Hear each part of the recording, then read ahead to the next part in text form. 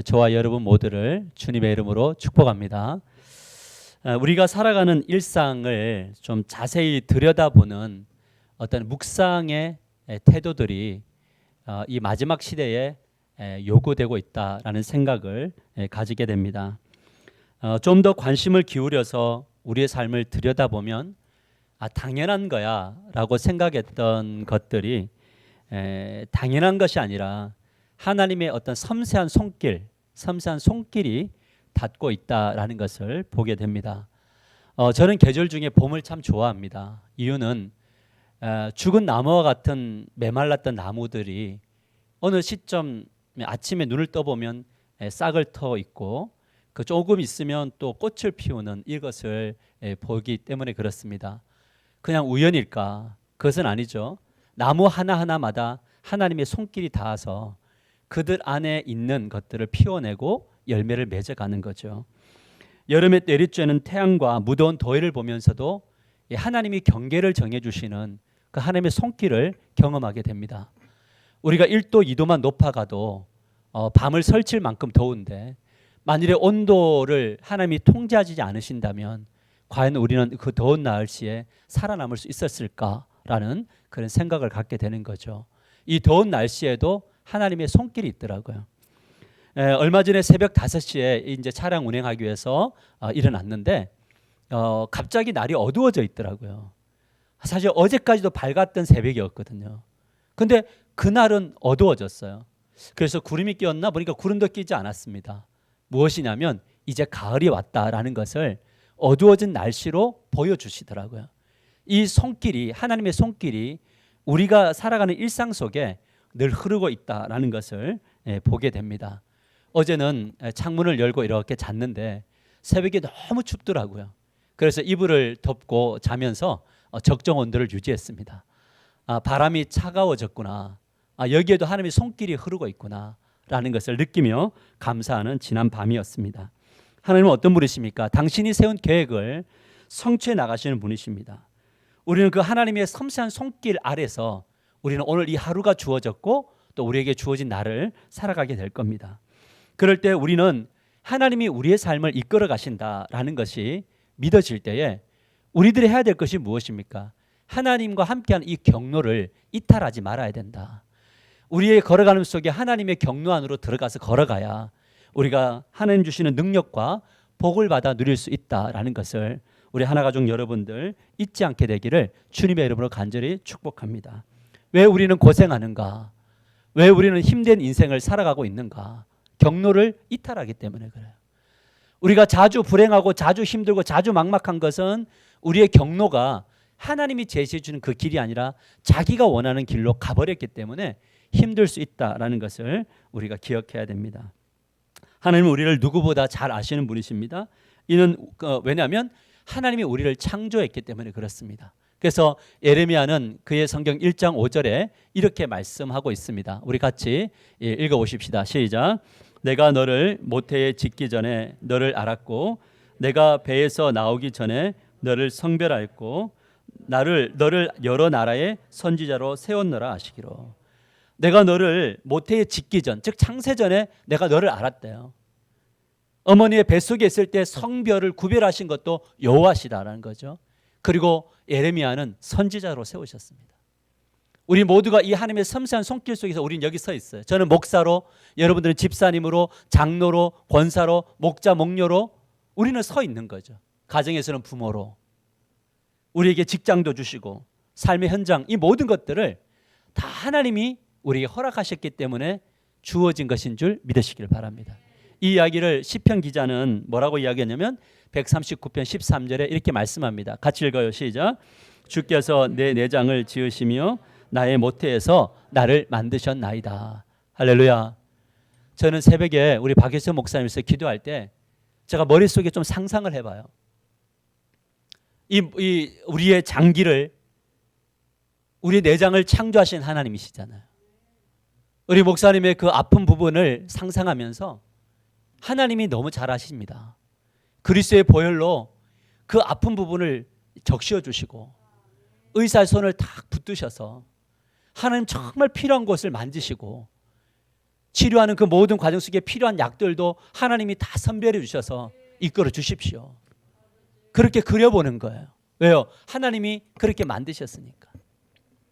하나님은 우리에게 우리가 복을 받아 복을 누리도록 창조하셨다는 사실, 그 복을 받고 복을 누리도록 구원하셨다는 사실을 잊지 않고 여러분 하나님께 복을 구하시는 저와 여러분이 되시기를 주님의 이름으로 간절히 축복합니다.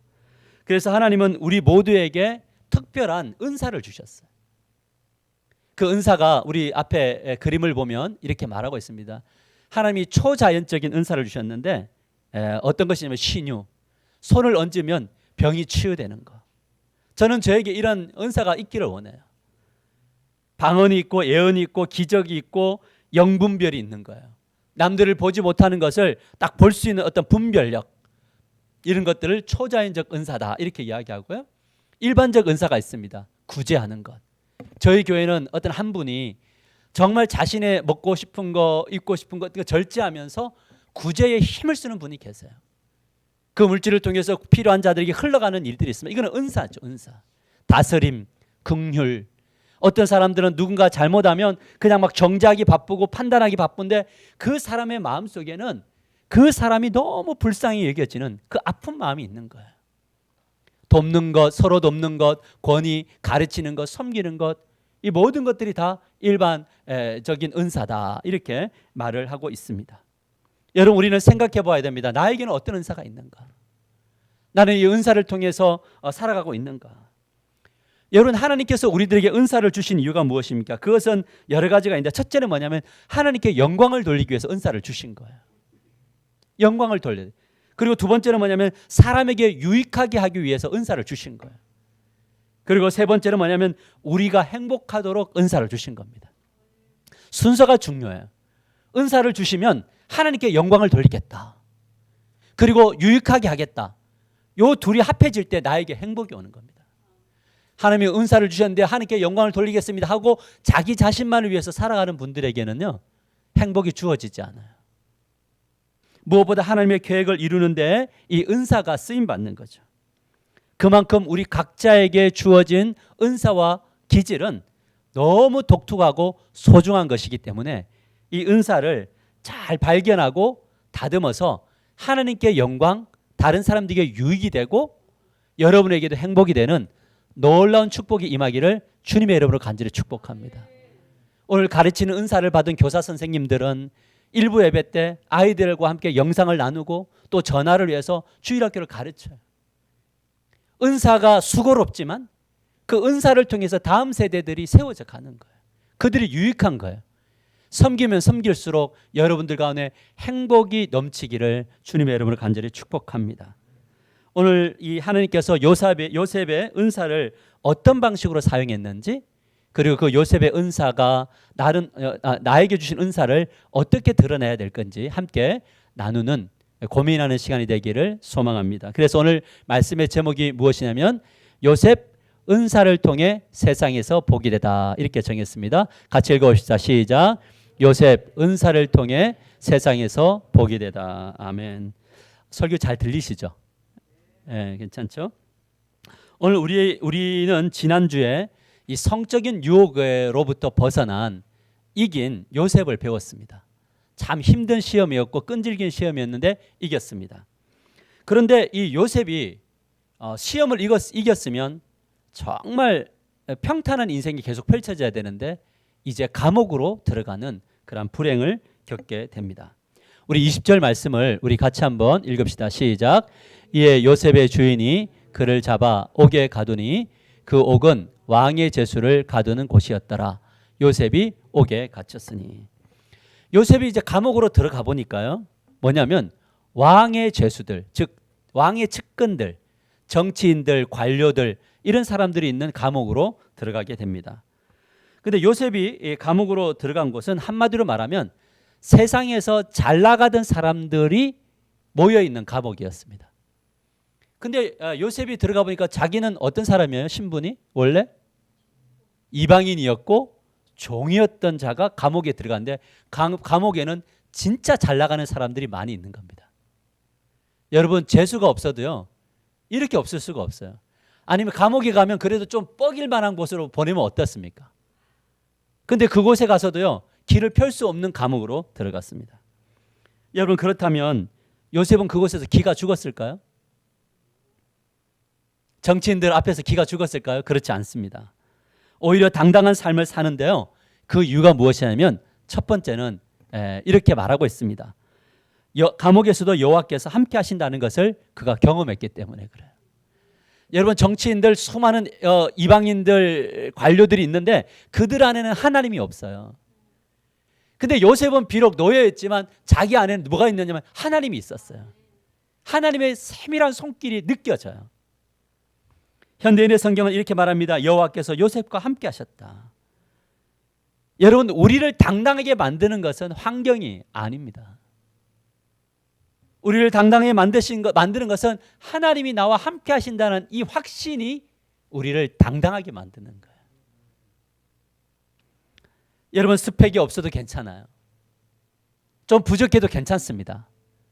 우리가 진짜 하나님 나라의 백성이라면요, 우리가 진짜 받아야 될 복은 뭔지 아세요? 하나님이 나와 함께 하시는 그 손길이 느껴지는 거예요. 둘째는 무엇이냐면 하나님이 그에게 복을 주셨어요. 하나님이 그에게 복을 주셨기 때문이에요. 창세기 39장 21절 우리 같이 한번 읽읍시다. 시작.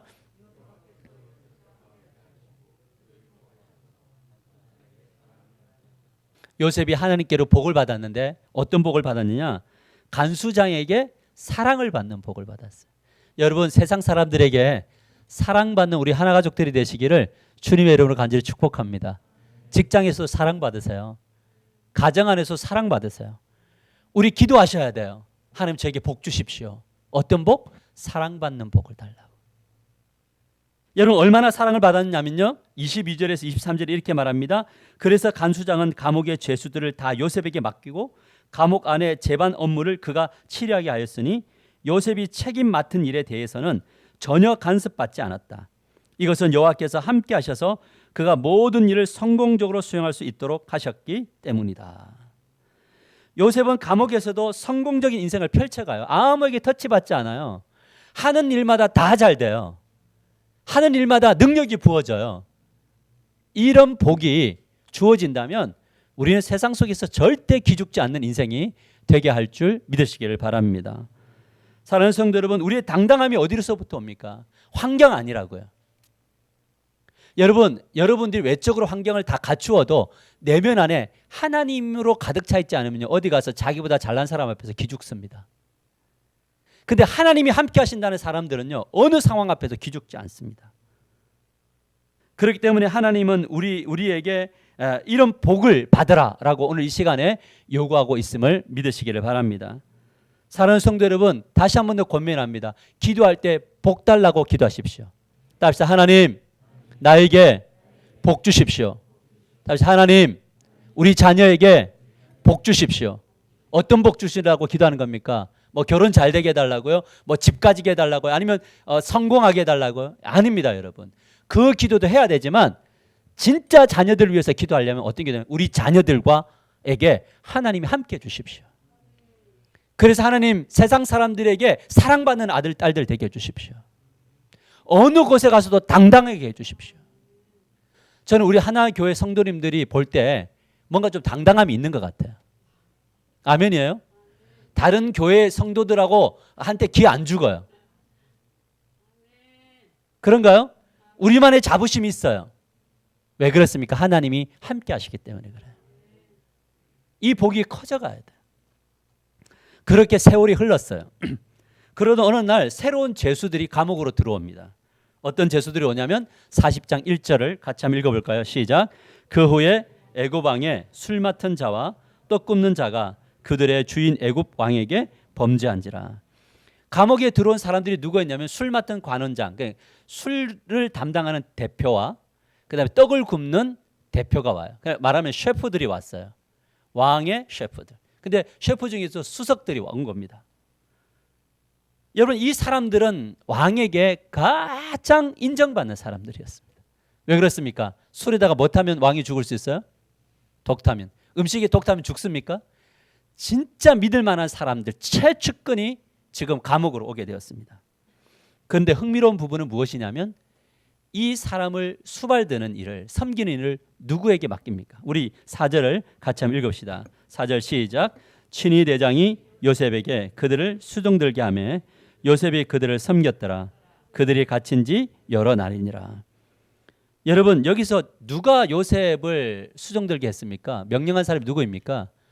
친위 대장입니다. 여러분, 이 친위 대장이 누구죠? 친위 대장이 누구냐면 바로 그의 전 주인이었던 보디발이었습니다. 보디발이 요셉에게 이 정치인 두 사람에게 섬겨라 이렇게 이야기하고, 지금 요셉을 지금 보디발이 다시 뭐하고 있습니까? 인정하고 있습니다. 여러분, 요셉이 누구입니까? 보디발에게 자기 아내를 성추행하려다가 미수에 거친 아주 나쁜 놈입니다. 그런데 시간이 지나서 자기 자신이 집에 있는 감옥에다가 있던 요셉을 인정하고 있는 겁니다.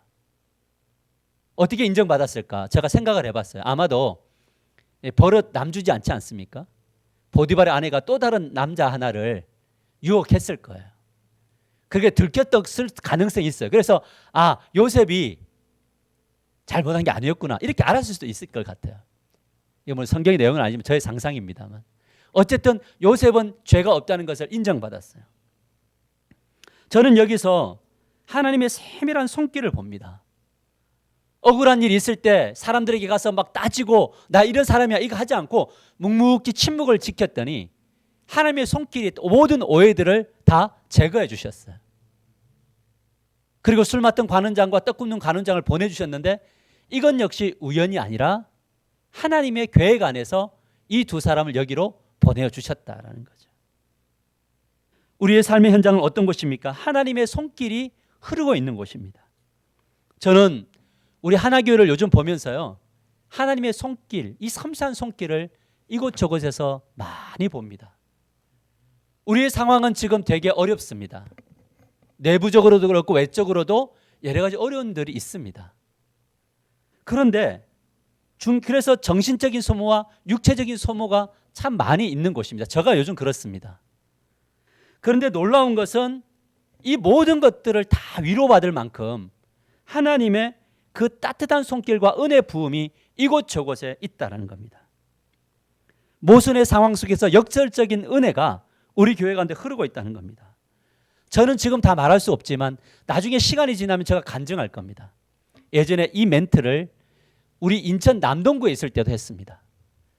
여전히 상황으로 볼 때는 우리가 어디로 가야 될지 미지의 상황 속에 있었습니다. 이곳을 손을 대도 안 되고 저곳을 손을 대도 안 되게 하셨습니다. 막막했습니다. 그런데 그때 제가 이야기했습니다. 지금 하나님의 일하심이 보입니다. 그리고 우리는 여기에 와 있습니다. 여러분, 코로나 상황 속에서도 우리는 힘있게 걸어가고 있습니다. 그런데 한편에서는 어려움이 있습니다. 그런데 정말 이곳에도 하나님의 은혜가 흐르고 있음이 곳곳에 보입니다. 성도들과 함께 비전을 나누면 그 비전에 동의하고 함께 가슴이 설레는 은혜들이 있습니다. 여전히 부족한 목사이지만 여전히 중고등부 아이들, 초등부 아이들 영상을 어제 제작을 하면서도 녹화하면서도 저의 마음속에 너무 기쁨이 있었습니다. 왜냐하면 이것을 통해서 우리 아이들이 세워질 것에 대한 꿈, 비전, 그것을 생각하니 힘들지 않았습니다. 그래서 하나님께 기도합니다. 하나님, 저는 저의 일을 합니다. 하나님, 이제 하나님의 일을 해주십시오. 그래서 기대가 되는 겁니다. 어떻게 이 상황을 역전시키실까? 어떻게 하면 이 상황 속에서 하나님은 일해 나가실까라는 거죠. 그래서 우리의 삶은 표면적으로 보지 말고, 우리의 삶을 표면적으로 보지 말고 우리의 삶 가운데 하나님의 역사하신 그 손길과 하나님의 일하심들이 여러분의 가정 안에서 보이게 되기를 주님의 이름으로 간절히 축복합니다. 우리 교회 안에 보이기를 축복합니다. 그래야지 우리의 삶 속에 힘 있는 삶을, 능력의 삶을 살아갈 수 있다는 거죠. 요셉은 그렇게 여러 날 상당히 많은 시간을 보냈는데 얼마나 바빴겠습니까? 감옥의 모든 재반 업무를 다 살림살이도 해야 되죠. 특히 두 관원을 정말 열심히 섬겨야 되는 겁니다. 요셉은 힘들었지만 불평하지 않았어요. 왜 그런 줄 아세요? 이 현장은 누가 허락하신 거죠? 하나님이 허락하셨으니까. 이것을 놓치면요, 우리의 삶의 모든 것들이 다 불평일 수밖에 없어요. 왜 이러지? 왜 이런 일이 일어나지? 이 상황 속에서 우리 어떻게 해야 되지? 상황만 보면 불평하고 원망하고 두려울 수밖에 없어요. 그런데 지금 이 자리는 하나님이 허용하셨다. 그럼 누가 책임져 가시죠? 하나님이 책임져 가신다. 그러니까 요셉은 그 감옥에서도 열심히 하는 거예요. 그래서 진짜 신앙은 언제 드러납니까? 위기 상황 속에서. 아무도 찾지 않는 그곳에서 예배합니다. 아무도 헌신하지 않는 그곳에서 헌신합니다. 이런 분들이 진짜 하나님이 함께 하신다는 것을 믿는 분이에요. 그런데 어느 날 보니까 감옥에 딱 들어가서 일하려고 하는데 그 두 죄수들에게 심상치 않은 일이 벌어졌습니다. 6절을 우리 같이 한번 크게 읽읍시다. 시작. 아침에 요셉이 들어가 보니 그들에게 근심의 빛이 있는지라. 요셉은 섬세한 사람이었습니다. 영적인 분별력이 있었어요. 요셉의 관심은 사람이었어요. 그러니까 사람의 얼굴 표정이 마음에 들어오는 겁니다. 여러분 이런 분별력이 있는 사람들은요, 그냥 사람들이 아플 때, 힘들 때, 얼굴 표정이 어두울 때 그냥 지나가지 않습니다. 왜 어려운 일이 있느냐라고 듣는 거죠. 그렇다면 그들의 수심이 가득했던 이유가 무엇이냐? 5절을 보면 이렇게 말씀하고 있습니다. 옥에 갇힌 애굽 왕의 술 맡은 자와 떡 굽는 자 두 사람이 하룻밤에 꿈을 꾸니 각기 내용이 다르더라. 그러니까 같은 날 꿈을 꿨어요. 근데 이 꿈이 너무 생생한 거예요. 하루 종일 자기의 마음을 괴롭힙니다. 그래서 사람들에게 물어봤어요. 근데 아무도 대답하지 못합니다. 그래서 수심이 가득한 거예요. 그때 요셉이 무슨 일이냐라고 묻습니다. 그랬더니 관원장과 술 맡은 떡 굽는 관원장이 뭐라고 했냐면 아무도 내 꿈을 해석하지 못하더라. 이때 요셉은요, 머릿속에 딱 스쳐 지나가는 게 있었습니다. 어느 누구도 해결할 수 없는 꿈이라면 이건 하나님이 주신 거다. 그것을 가지고 이 분별력이 딱 생기면서 이건 하나님이 허락하셨다라고 하는 것이 일어나는 거죠. 이때 요셉이 그들에게 한마디를 던집니다. 8절 하반절을 보시면 이렇게 이야기합시다. 읽어봅시다. 시작. 요셉이 그들에게 이르되 해석은 하나님께 있지 아니하니까 청하건대 내게 이르소서. 여러분 종 나부랭이고요, 노예 나부랭이 조금 이 재반 업무를 감당한다고 자기가 믿는 하나님을 선언한다는 거 쉬운 일 아닙니다. 그런데 요셉은 확신했습니다. 이건 하나님 일이다. 그러니까 애굽 사람들에게 하나님의 이야기를 던지는 거예요. 여러분, 저와 여러분이 하나님이 함께 하신다는 걸 믿는다면요, 세상 속에서 하나님이 이 문제를 해결할 것입니다 라고 믿는 자나 방황하는 자들에게 선포할 수 있는 그런 능력의 사람들이 될 줄 믿으시길 바랍니다. 근데 신기한 건 뭐냐면 이 확신 있게 이야기하니까 이 술 맡은 관원장이 이야기를 하기 시작합니다. 그 내용이 9절에서 11절에 이렇게 나와 있습니다. 술 맡은 관원장이 그의 꿈을 요셉에게 말하여 이르되 내가 꿈에 보니 내 앞에 포도나무가 있는데 그 나무에 세 가지가 있고 싹이 나서 꽃이 피고 포도송이가 익었고 내 손에 바로의 잔이 있기로 내가 포도를 따서 그 즙을 바로의 손에 짜서 그 잔을 바로의 손에 드렸다. 이 꿈을 해석하는 거예요. 근데 참 재밌는 게 뭐냐면요, 그 꿈 이야기를 듣는데 요셉의 머릿속에서는 정리가 탁탁탁탁탁 되면서 해석이 이루어지는 거예요. 여러분 이런 것이 바로 뭐냐면 영적인 분별력이거든요. 은사예요. 그러면 이 꿈을 어떻게 해석을 했느냐? 요셉이 이렇게 말합니다. 13절 14절에 요셉이 그에게 이르되 그 해석이 이러하니 세 가지는 사흘이라. 지금부터 사흘 안에 바로가 당신의 머리를 들고 당신의 전직을 회복시키리니 당신이 그 전에 술 맡은 자가 되었을 때에 하던 것 같이 바로의 잔을 그의 손에 드리게 되리이다 라고 이야기하는 거예요. 여러분 3일이라고 정확하게 이야기합니다. 애매하면 내가 생각할 때 3년 같기도 하고 3일 같기도 하고 3시간 같기도 합니다. 이게 아니라 그냥 3일입니다. 이야기를 하는 거예요. 여러분 이 이야기를 지켜보고 있던 이 떡 맡은 관원장이 너무 감동이 확 몰려오는 거예요. 확신이 오는 거예요. 내 꿈도 아뢰입니다. 근데 그 꿈을 들었던 요셉이 또 정확하게 이야기합니다.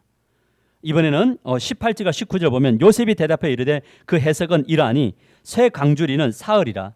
지금부터 사흘 안에 바로가 당신의 머리를 들고 당신을 나무에 달리니 새들이 당신의 고기를 뜯어 먹으리다 하더니 요셉은 두 번에 걸쳐서 정확하게 해석을 해줍니다. 근데 이 현상은요 나중에 어디까지 이르냐면 애굽 왕 바로가 꿈을 꿨는데 그 바로가 정말 피골이 상접되도록 어려웠던 그 꿈을 요셉이 해결해 냈습니다. 여러분 어떻게 이런 예리한 통찰력이 주어졌을까요?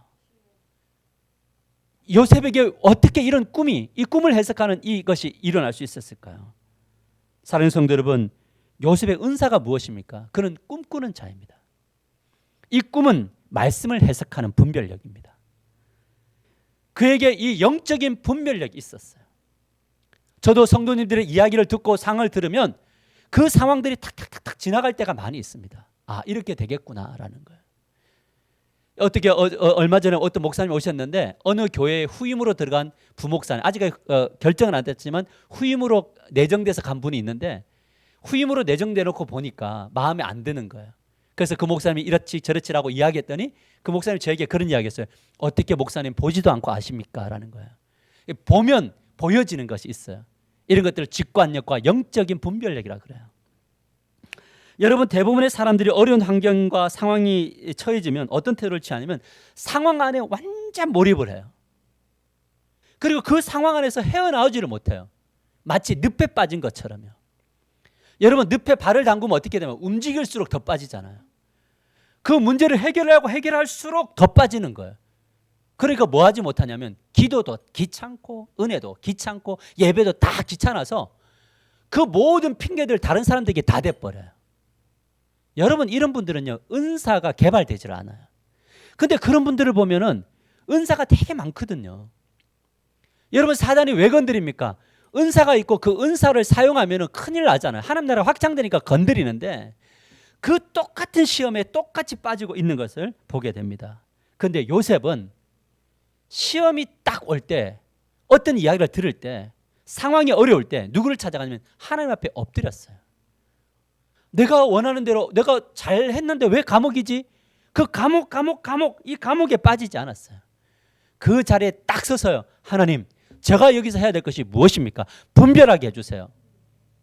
그 기도를 하는데 하나님이 능력 주시고 복을 주시니까 하는 일마다 다 잘되게 하잖아요. 어려울 때 능력 받고 어려울 때 복 받고 어려울 때 감옥으로부터 탈출하는 겁니다. 그런데 참 이 성도님들이 조금만 어려우면 막 넘어져요. 코로나가 와가지고 예배 비대면 드리니까 지금 예배 안 드리는 사람이 이 땅 가운데 막 흘러 넘칩니다. 여러분, 분별력이 없는 거예요. 지금 무엇을 해야 될 것인지.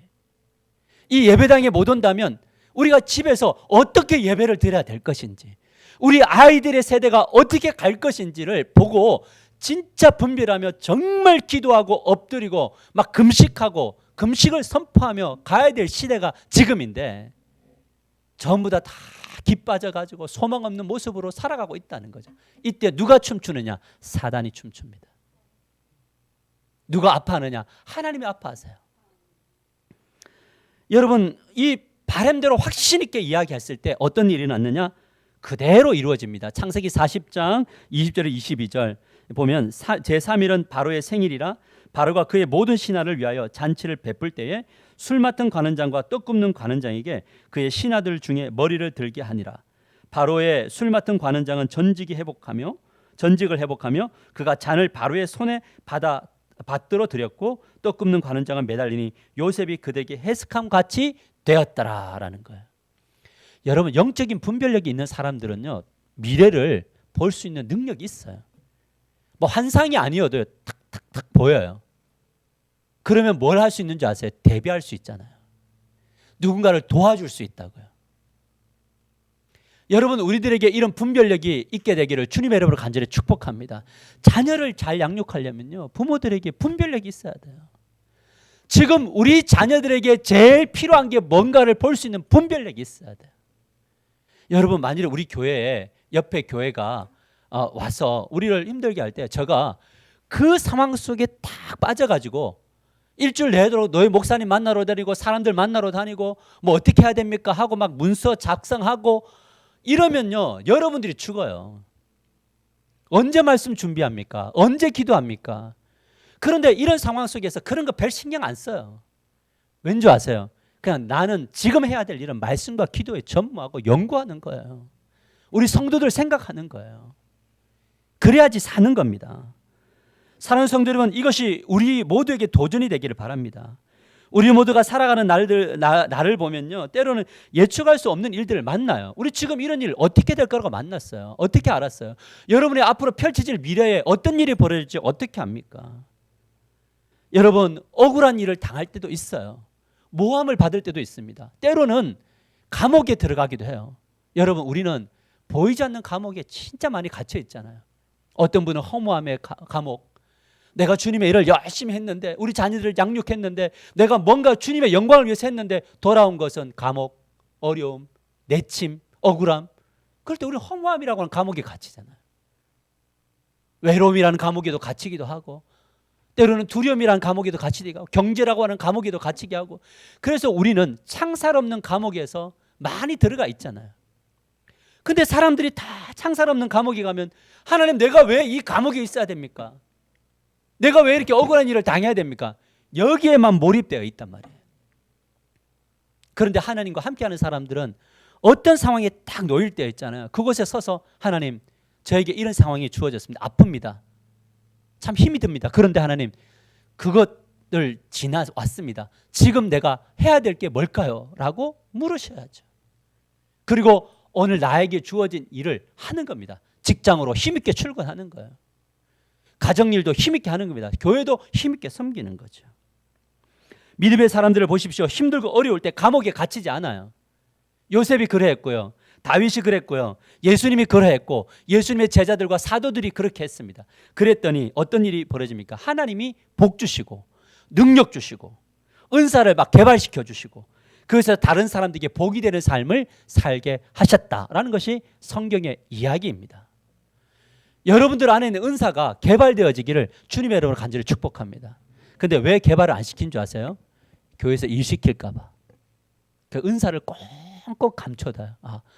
그래서 뭐 잘하십니까? 그럼 저 하는 게 없대요. 그래서 저는 다 못한대요. 그러면 이 유기그릇처럼요, 다 녹이 다 쓸어버려요. 유기그릇은 늘 닦아야 돼요. 우리의 은사가 자기를 행복하게 만든다니까요. 근데 은사가 하나님께 영광과 다른 이들을 위한 복이 되는 삶을 살려고 할 때 자기에게 복이 돼요. 자꾸 자기 안에 거 감추고 숨겨놓고 이러면요, 그 안에 하나님의 샬롬이 임하지 않습니다. 예수님이 왜 기뻤습니까? 이 땅에 오셨기 때문에 기쁜 거예요. 예수님이 왜 기쁩니까? 십자가를 짊어지셨기 때문에 기쁜 거예요. 그 성육신과 십자가를 통해서 저와 여러분이 구원받았잖아요. 여러분들의 그 복의 통로가 되도록 능력 주셨잖아요. 그래서 기쁜 거잖아요.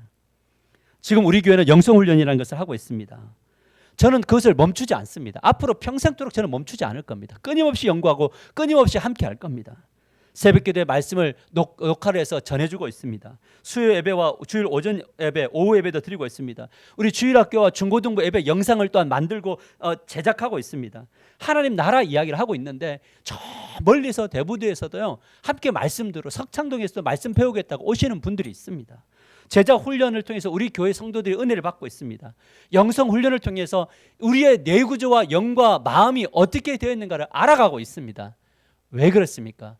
여러분들이 이것을 알아서 정말 여러분들이 정말 절망적인 순간에 환희의 순간으로 그 상황을 역전시키는 것을 보기 원하는 것입니다. 저의 기쁨은 여러분이 잘 되는 겁니다. 여러분에게 저에게 잘해주는 것도 기쁨입니다만, 더 큰 기쁨은 여러분들이 잘 됐으면 좋겠습니다. 여러분의 자녀들이 정말 잘 되었으면 좋겠습니다. 이것이 꿈입니다. 비전입니다. 어떤 분들이 저에게 이야기합니다. 쉬엄쉬엄 하라고. 쉬엄쉬엄 하면 언제 일합니까? 그러나 그렇게 할 수 없습니다. 이것이 하나님께서 주신 저의 비전이기 때문에 그렇습니다. 그런데 이것이 부분적으로 잘 이루어지고 있더라고요. 신기한 것은 뭐냐면, 우리 교회 교인이 아닌 분들이 우리 설교를 듣고 있어요. 새벽기도 설교를 듣고 있는데 은혜가 된 거예요. 그냥 옆에 가난한 성도들이 있잖아요. 친구들이. 요거를 또 전해주는 거예요. 근데 거기서 또 은혜를 받았어요. 계속 보내달라고 하는 거예요. 여러분, 은혜를 받는다는 것은요, 진짜 은혜는 어디까지 가야 은혜인 줄 아세요? 내가 받은 은혜를 남에게 전해주고 싶은 마음이 생기고 그것을 행동으로 옮길 때 은혜를 받은 거고 은혜가 완성되는 거예요. 늘 은혜 받았대요. 근데 자기 안에만 가둬요. 하나님 나라가 좋대요. 근데 하나님 나라를 자기 마음의 창살 안에 가둬놔버려요. 언제 하나님 나라가 확장되고 언제 하나님 나라가 풍성하게 나아갑니까? 여러분, 내가 받은 은혜를 가정에게, 내가 받은 은혜를 목장 식구에게, 내가 받은 은혜를 삶의 현장에 있는 사람들에게 나누지 않는 것은 은혜 받지 않는 거예요. 그것은 길 까고 돌 받치고 가시덤 뿌릴 수밖에 없어요. 여러분의 은혜를 나누세요. 저는 우리 교회 구독자가 74명인데요. 딱 우리 교회 숫자만큼밖에 안 하더라고요. 빠져가야 돼요. 나의 설교 들으라가 아니라, 우리 교회 오라가 아니라 진짜 하나님의 나라가 확장되고 정말 우리가 확신 있고 은혜를 받았다면 우리는 그것을 담대하게 이야기할 수 있어야 되죠. 요셉은 자기와 함께하는 하나님이 확실하니까 애굽 사람들한테 뭐라고 이야기합니까? 내가 하나님과 함께하고 있지 않느냐. 그런데 그곳에 역사가 나타나요. 하나님은 언제 역사를 나타내냐? 확신 있는 사람에게 역사를 나타내시지 긴가 민가 하는 사람들에게 역사를 나타내 주실 수가 없습니다. 복을 주실 수가 없습니다. 왜냐하면 그 복을 받아도 복인 줄 모르기 때문에 그래요. 말씀을 맺으려고 합니다. 술 맡은 관원장이 사면 복권되었습니다. 이때 요셉이 노래를 부릅니다. 환호를 합니다. 마저 기쁨으로 춤을 춥니다. 왜냐하면 드디어 이제는 나도 감옥에 나가겠구나. 왜냐하면 술 맡은 관원장의 이야기거든요. 복권되면 나를 기억하고 나의 이 억울함을 왕에게 해서 복권시켜 주십시오 라고 했습니다. 해방시켜 달라고. 그런데 그 기대는 또 무너집니다. 24절 같이 읽겠습니다. 시작. 술 맡은 관원장이 요셉을 기억하지 못하고 그를 잊었더라. 이야기. 뭐 해봤어요? 잊었어요. 저는 이것이 인간이라고 생각을 합니다. 화장실 갈 때와 나올 때가 달라요. 은혜를 받을 때와 은혜 받은 이유가 다르더라고요. 요셉은 또 한 번 절망합니다. 야, 이렇게까지 했는데 하나님 도대체 나를 어떻게 하실 겁니까? 잠시 절망합니다. 그런데 다시 이 상황에서 요셉은 무너지지 않습니다. 하나님, 또 저는 내침 당했습니다. 허무합니다. 그런데 나는 외롭지 않습니다. 왜냐하면 하나님이 이 가운데 함께 하시고 계시기 때문입니다. 그곳에서 또 열심히 일합니다. 그래서 은혜를 받는 사람은 낙담된 상황 속에서 일합니다. 근데 저 사람이 도대체 근심이 있나 걱정이 있나도 모릅니다. 하나님이 이런 분들을 붙들어서 역사하시고 세우시고 일하신 것을 보게 됩니다. 결국 나중에 애굽왕 바로가 진짜 죽을 것 같은 그 상황, 아무도 그 바로 왕의 꿈을 해석하지 못하는 상황에 그때 술 맡은 관원장이 요셉을 기억하고 불러서 하나님의 해석을 요셉을 통해서 받게 됩니다. 여러분, 애굽 왕이 한난 그 종 이방인 나부랑의 말을 듣겠습니까? 그런데 하나님이 막으시고 하나님이 함께 하시니까 그 바로의 마음을요, 종, 노예, 죄수의 마음보다 더 가난하게 만듭니다. 하나님의 일하심이 그렇게 일어나게 되는 겁니다. 그리고 애굽의 총리가 되는 이 놀라운 역사가 나타나는 거죠. 사랑하는 성도 여러분, 하나님은 당신의 세밀한 손길을 지금 여러분의 상황 속에서 뻗고 계시고 그걸로 여러분을 만지고 계시고 여러분의 삶을 이끌어가고 계심을 믿으시기를 바랍니다. 이 하나님 있으면 당당합니다.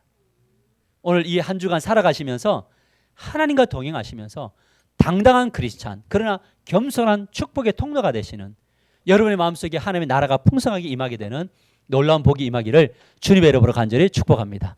우리 다 같이 잠시 기도하십시다. 여러분의 삶